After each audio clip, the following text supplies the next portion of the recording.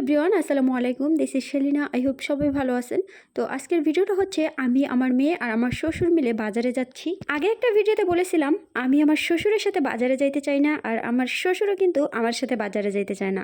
কিন্তু যখন কোনো কাজ থাকে তখন তো যেতেই হয়। তো আমার শ্বশুর যেহেতু পুরুষ মানুষ, সে অনেক জোরে জোরে হেঁটে অনেক আগে চলে গেছে, আর আমি আমার মেয়ে আস্তে আস্তে হেঁটে হেঁটে যাইতেছি। আর আমার মেয়ের একটা অভ্যাস আছে, যেইখানে ফুল কিংবা ফুল চারা দেখবে সেখান থেকে ওগুলা সংরক্ষণ করার চেষ্টা করবে। তো হাঁটতে হাঁটতে আমার শ্বশুর কিন্তু গাড়ির রাস্তায় গিয়ে গাড়িতে বসে আমাদের জন্য ওয়েট করতেছিল। তারপরেই তো একটু তাড়াতাড়ি হেঁটে গাড়িতে উঠে তারপর প্রথমে চলে আসলাম ব্যাংকে, কারণ ব্যাংকের কাজ সেরে তারপর আমরা যাব বাজারে বাজার করতে। আর আজকে যেহেতু বৃহস্পতিবার ছিল, যার কারণে ব্যাংকে কিন্তু মোটামুটি একটু ভিড় ছিল। আর এটা যেহেতু আমাদের গ্রামের ভিতর ব্যাংক, তো ততটা পরিবেশ ভালো না আর কি। তো যাই হোক, ব্যাংকের অবস্থা যেমনই আছে, যতটুকুই আছে, কর্মচারীগুলো ভালো এবং ব্যাংকের লেনদেন ভালো, সেটাই হচ্ছে বড় কথা। তারপর আমরা ব্যাংকের কাজ সেরে আমরা চলে গেলাম বাজারে। আর আমার শ্বশুর দেখেন বাজারের ব্যাগ হেরে কোথায় নিয়ে কি সুন্দর করে হাঁটতেছে। তো যাই হোক, ভিডিওটা যদি যখন পৃথিবীতে না থাকবো তখন ভিডিওটা দেখলে হয়তো বা অনেক কিছুই আফসোস করব আর কি। তো যাই হোক, স্মৃতি হিসেবে থাকবে ভিডিওটা। তারপর ফার্স্টেই আমরা চলে গেলাম মাছ বাজারে।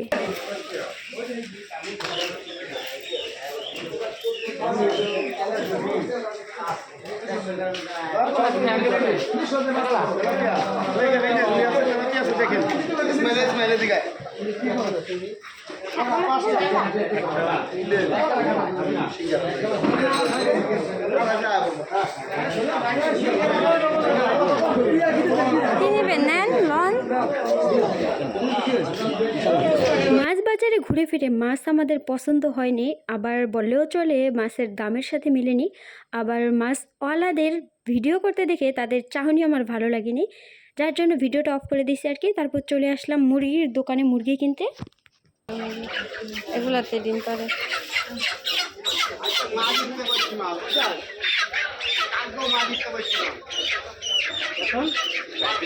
তো মুরগি কেনার পর চলে গেলাম তরকারি কেনার জন্য। এখানে গিয়ে দেখি আমার শ্বশুর 2 কেজি আলু কিনছে। তো তাকে গিয়ে বললাম, আব্বা 5 কেজি আলু কিনেন। আর আমার শ্বশুর বাজারে গেলে প্রত্যেকটা লোক তাকে চিনে, আর সে তাদের সাথে কিভাবে কথা বলে একটু শুনুন। করলা কেজি কত? 60 টাকা। দাম কম আছে, আরে অনেক দাম কমে আছে। 100 টাকা হলে বাপ হয়ে দিতে দেব নাকি? বাবা সকালে আনছি, সকালে বেকার হয়ে গেছে। কালকে আমি দেখে গেছি। কালকে তুমি এত দেখে গেছো, সত্যি করে রাখো। কালকে দেখে গেছি করলা, কিন্তু কতরি দেখে গেছিল এটা খেয়াল নাই। আর আগের দিন আঁকনি ছিলাম, পরে মিষ্টি হয়েছিল না, যার কারণে আমার শ্বশুর এখন মুখে দিয়ে দেখলো একটা মিষ্টি আছে কিনা। না, ওই দিন লাস্টের সবাই বাচ্চা নিছে না, পরে লাস্টে রয়ে গেছিল, এই কারণে হয়তো বাইছিল। আরো ছোট ছোট করে কাটতেন।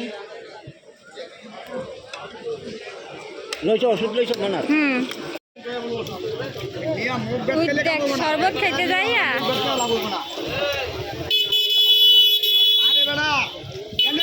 কি খাইতে পারেন না? তারপরেই তো এক কাজে গিয়ে বাজারে যত কাজ ছিল সব কাজ সেরে তারপর আমরা চলে আসলাম 3 জনের রিক্সা করে। তো আজকের ভিডিওটা এ পর্যন্তই। ভালো থাকবেন সবাই। আল্লাহ হাফিজ, আসসালামু আলাইকুম।